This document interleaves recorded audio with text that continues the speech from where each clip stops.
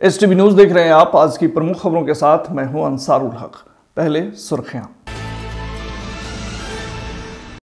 सत्याग्रह की भूमि चंपारण की धरती पर आज एक बार फिर भारत के पूर्व राष्ट्रपति रामनाथ कोविंद का हुआ आगमन।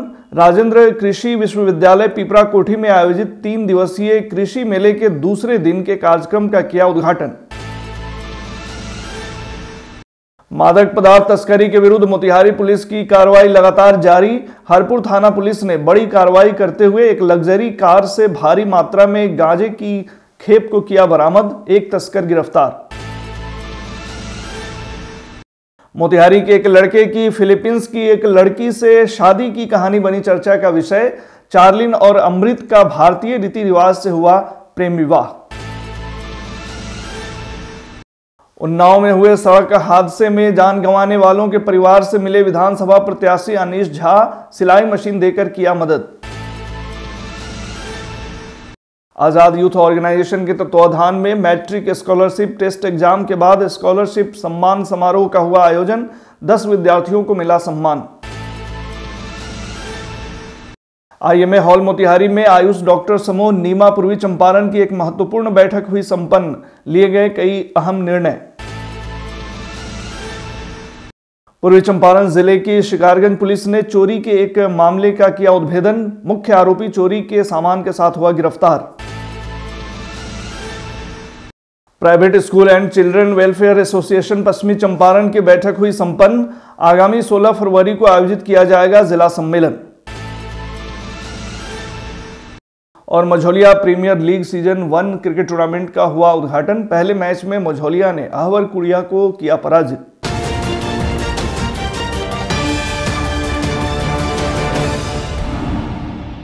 सत्याग्रह की भूमि चंपारण की धरती पर आज एक बार फिर भारत के पूर्व राष्ट्रपति रामनाथ कोविंद का आगमन हुआ। उन्होंने राजेंद्र कृषि विश्वविद्यालय पिपरा कोठी में आयोजित 3 दिवसीय कृषि मेले के दूसरे दिन के कार्यक्रम का उद्घाटन किया एवं मौके पर मौजूद हजारों किसानों को संबोधित किया। इस अवसर पर उन्हें अंग वस्त्र और गांधी जी की प्रतिमा भेंट कर सम्मानित किया गया। अपने संबोधन में उन्होंने बिहार और यहाँ के लोगों के प्रति गहरी आत्मीयता व्यक्त की। सबसे पहले रामनाथ कोविंद ने सत्याग्रह आंदोलन में चंपारण के लोगों की भूमिका व महात्मा गांधी के द्वारा यहाँ से शुरू किए गए चंपारण सत्याग्रह को याद किया और उन्हें नमन किया। उन्होंने कहा कि बिहार के लोगों का प्रेम ही मेरी ताकत है और यह बिहार ही है जिसने मुझे भारत जैसे विशाल देश का राष्ट्रपति बनने का सौभाग्य प्रदान किया। वहीं उनके साथ पिपरा कोठी पहुंचे बिहार सरकार के उप मुख्यमंत्री सम्राट चौधरी ने घोषणा की कि मोतिहारी और रक्सौल में एयरपोर्ट बनने जा रहा है, जिससे यहाँ के लोगों को देश दुनिया में आने जाने की सुविधा भारत सरकार देने जा रही है। इस बदलते युग में यदि हम चाहते हैं कि हमारे किसान समृद्ध हों, तो इस कार्य में कृषि विश्वविद्यालयों का व कृषि विज्ञान केंद्रों का बहुत ही महत्वपूर्ण भूमिका है। कृषि विश्वविद्यालयों को हमारे किसानों के लिए मित्र और मार्गदर्शक का कार्य करते रहना होगा। एक विषय मैंने जो चुनौती की बात की थी क्लाइमेट चेंज की। अभी क्लाइमेट चेंज का फर्क केवल इंसानों पर नहीं पड़ता है, किसानों पर नहीं पड़ता है, बल्कि किसान जिस धरती पर अपनी उपज उगाते हैं उस पर भी पड़ता है, क्योंकि मौसम बदल रहा है। कभी गर्मी ज़्यादा हो जाती है, पहले हो जाती है, समय से पहले हो जाती है, सर्दी देर से होती है।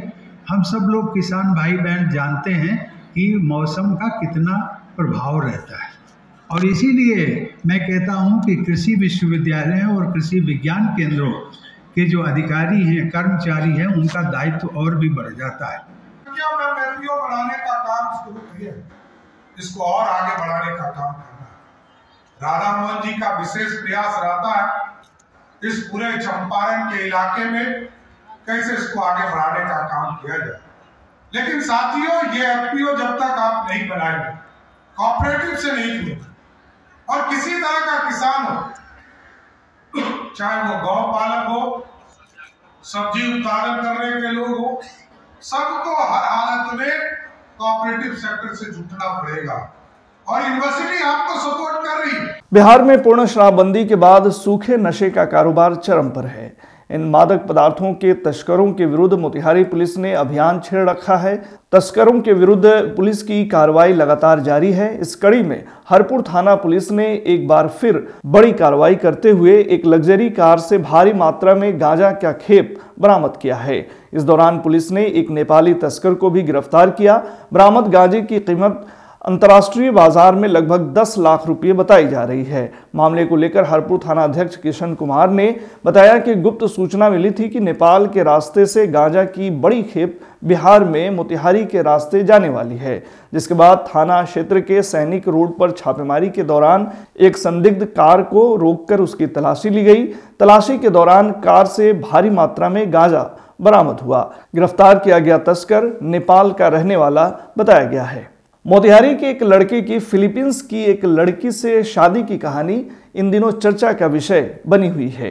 बताया जा रहा है कि फिलीपींस की चार्लिन और अमृत की यह प्रेम कहानी दुबई से शुरू होकर बिहार के मोतिहारी तक पहुंची, जहां भारतीय रीति रिवाजों के अनुसार दोनों का भव्य विवाह संपन्न हुआ। यह शादी सिर्फ दो लोगों के बीच का बंधन नहीं थी, बल्कि दो अलग अलग संस्कृतियों का संगम भी थी, जिसे दोनों परिवारों ने पूरे दिल से स्वीकार किया। परिवार के लोगों के अनुसार अमृत श्रीवास्तव और चार्लिन की प्रेम कहानी की शुरुआत वर्ष 2022 में दुबई के एक होटल में हुई। दोनों अलग अलग ब्रांच में काम कर रहे थे, लेकिन एक दूसरे को देखकर उनके दिलों में खास जगह बनने लगी। बताया गया है कि अमृत को पहली बार चार्लिन को देखते ही प्यार हो गया, लेकिन अपने जज्बातों को बयां करने में उसे पूरे 1 साल का समय लग गए। जब उन्होंने हिम्मत जुटाकर चार्लिन के सामने अपने दिल की बात रखी तो उसे भी अमृत का सच्चा प्यार महसूस हुआ और उसने उनका प्रेम स्वीकार कर लिया। हालांकि अमृत को अपने पिता उमेश श्रीवास्तव से इस रिश्ते के बारे में बताने की हिम्मत नहीं हो रही थी। उन्हें डर लग रहा था कि उनके परिवार वाले एक विदेशी लड़की से शादी करने के फैसले को आसानी से स्वीकार नहीं करेंगे। इस कठिन समय में अमृत के छोटे भाई पंकज ने उनकी मदद की। पंकज ने पूरे परिवार को मनाने में अहम भूमिका निभाई और दोनों की शादी की राह आसान बना दी। इस चर्चित शादी के बारे में अमृत के परिजनों ने क्या कुछ कहा, सुनिए। बहुत ही अच्छा लग रहा है, बहुत अच्छी व्यवस्था है यहाँ पर, और लड़की खास तौर से बाहर से आकर यहाँ काफ़ी हैप्पी है, खुश है। हमारे लिए यही खुशी की बात है। मैं मनीष कुमार, जो लड़का है अमृत, मैं उसका बहनोई हूँ, ब्रदर इन लॉ, जीजा जी हूँ। ये शादी जो आप यहाँ अभी देख रहे हैं आज हो रही है, ये अमृत यहाँ से करीब 10 साल पहले पढ़ाई करके होटल मैनेजमेंट करके थाईलैंड में काम करता था। फिर उसके बाद से दुबई गया। आजकल होटल हिल्टन में काम कर रहा है। वहीं पे इसके साथ ही ये लड़की काम करती है जिससे आज शादी हो रही है, जो फिलीपींस की इसके फादर मदर रहने वाले हैं, लेकिन ये दुबई में अभी है।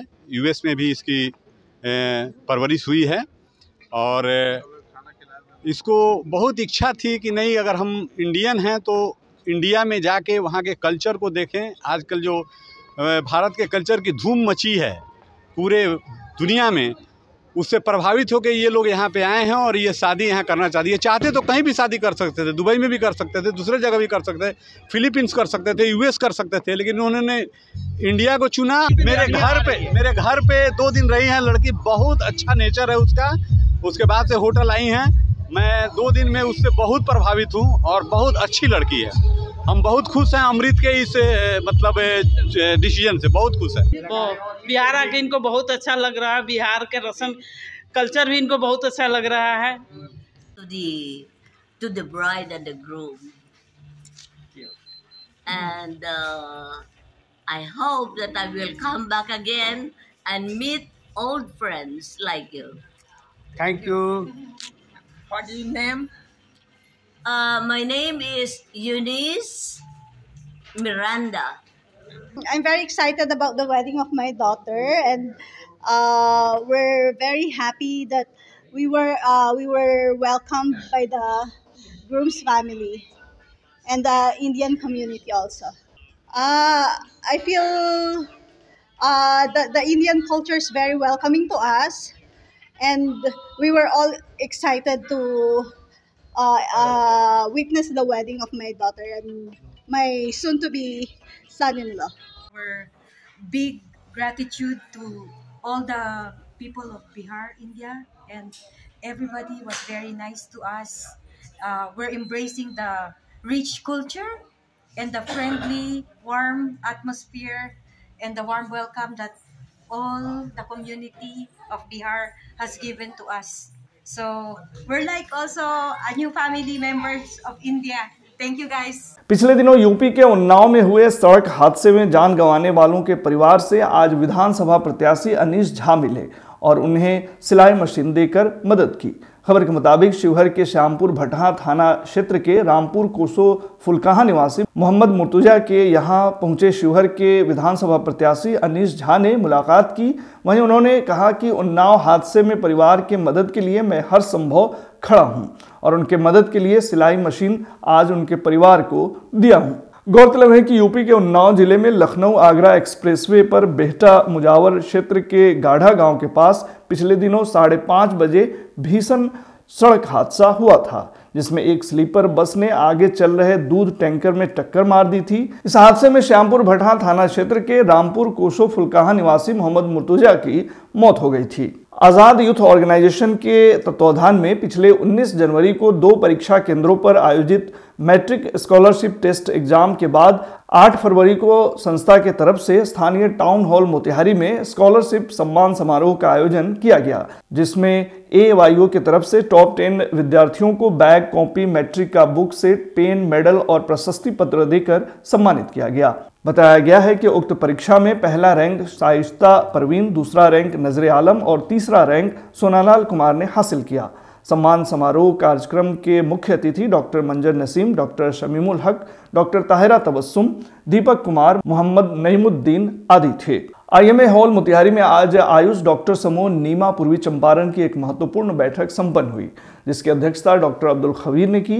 कार्यक्रम में नीमा के सचिव डॉक्टर SM मिन्नतुल्लाह ने कई महत्वपूर्ण बिंदुओं पर प्रकाश डालते हुए कहा कि नीमा के चिकित्सकों के साथ आए दिन हो रहा दुर्व्यवहार निंदनीय है। उन्होंने कहा कि प्रशासनिक परेशानियों का सामना करने के लिए एक लीगल टीम का गठन करना जरूरी है, जिसके बाद मौके पर एक टीम का गठन भी किया गया।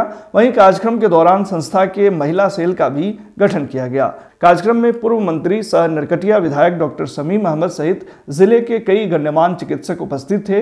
मौके पर नीमा पूर्वी चंपारण के सचिव doctor SM Minnatullah, doctor Shamim Ahmad आदि ने क्या कुछ कहा, सुनिए।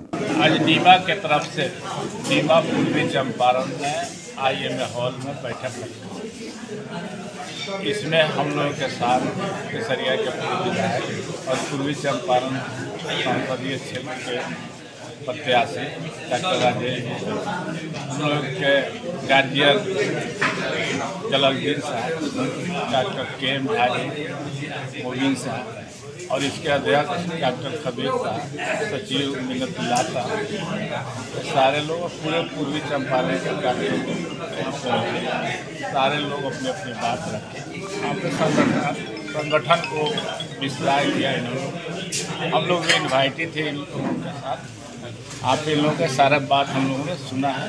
तो इसमें कुछ काम जो है पेमेंट का मामला है और कुछ और बातें हैं जो हम लोग विधानसभा में पूरा करेंगे। नीमा पूर्वी चंपारण का बैठक था, जिसमें चिकित्सक सम्मान समारोह और आज के एजेंडा में लीगल सेल, जो हम लोगों के सारे लीगल केसेस को लड़ने के लिए या फिर आए दिन जो प्रॉब्लम हमारे चिकित्सक को आए उसको फेस करने के लिए लीगल सेल का मेंबर बनाया गया है और एक कमेटी बनाई गई है।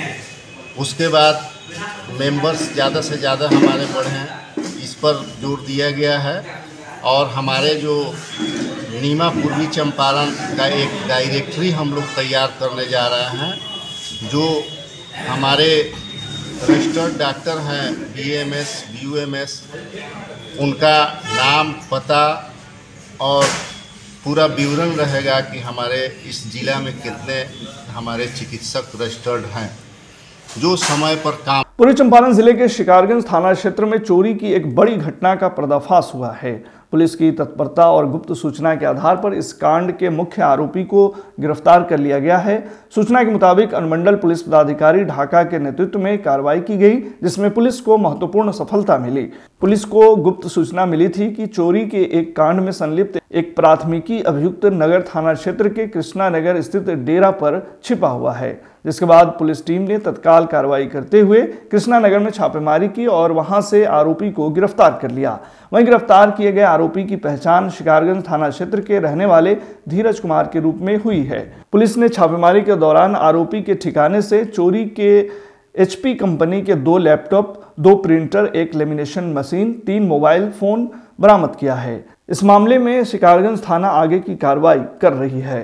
Private school and children welfare association पश्चिमी चंपारण की जिला स्तरीय बैठक संत कोलंबस हाई स्कूल बेलदारी के प्रांगण में रखी गई। मौके पर बताया गया कि आगामी 16 फरवरी रविवार को 11 बजे से 2 बजे तक एसोसिएशन का 12वां वार्षिक जिला सम्मेलन आयोजित किया जा रहा है। यह सम्मेलन मंडपम बारी टोला, सरिस्वा रोड, बेतिया में आयोजित हो रहा है, जिसमें जिले के सभी निजी स्कूलों के संचालक उपस्थित हो रहे हैं।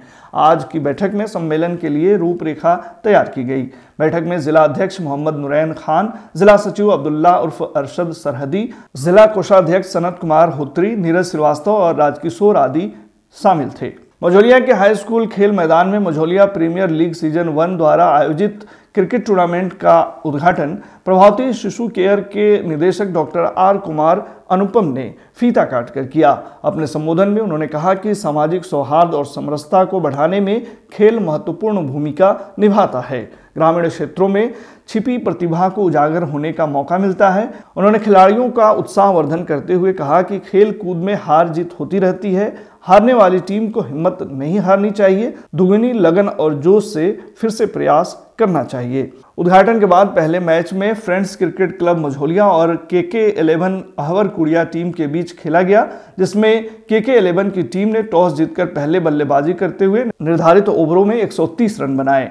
लक्ष्य का पीछा करने उतरी फ्रेंड्स क्रिकेट क्लब मझौलिया की टीम ने 131 रन बनाकर मैच को अपने नाम कर लिया।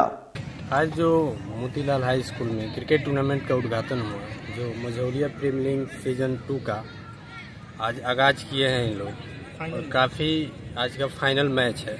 इससे हम लोग को आसपास ग्रामीण के युवाओं में और खिलाड़ियों में काफ़ी प्रतिभा होगी, ताकि हम लोग यहाँ अच्छा से अच्छा प्रदर्शन करें और इस लेवल से ला करके हम लोग इंटरनेशनल लेवल पर जाएं। इससे हम काफ़ी यहाँ के जनता और खास करके जो मैनेजमेंट टीम है, इसको हम धन्यवाद देते हैं कि ऐसा आयोजन करते रहे और काफ़ी आगे उस उत्साह को प्रोत्साहित करते हैं। काफ़ी अच्छा आयोजन हो रहा है हमारे मझौलिया हाई स्कूल के स्टेडियम में। मझौलिया प्रीमियर लीग का आज फाइनल मुकाबला मझौलिया वर्सेज अहवर शेख में होने वाला है। आज के बुलेटिन में फिलहाल इतना ही। तमाम खबरों और डिबेट्स के लिए जुड़े रहिए STV न्यूज़ के साथ।